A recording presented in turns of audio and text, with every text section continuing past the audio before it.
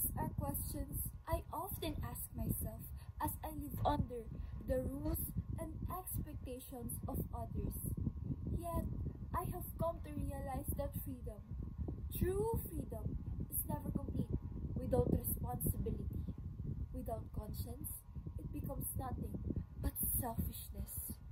Will without intellect is not a choice at all. It is only an impulse.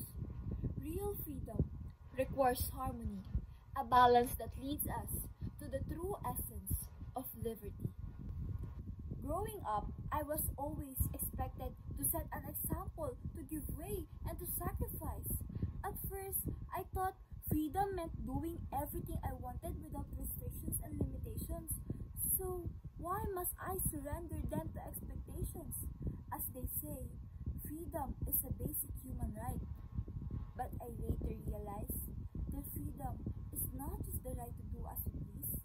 It cannot stand alone.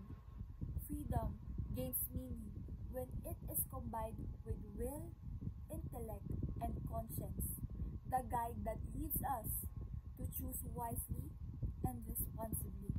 Will gives us the drive to act, intellect gives our mind its power, freedom gives us choice, and conscience provides compass that points us toward what is right.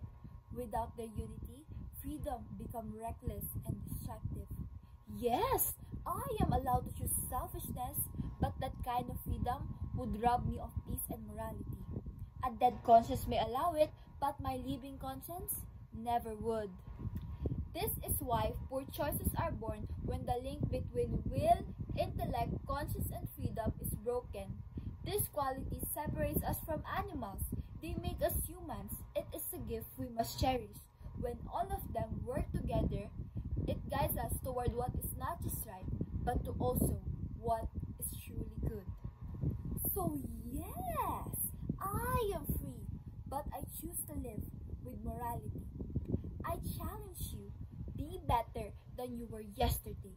Align your will with your intellect. Strengthen your conscience.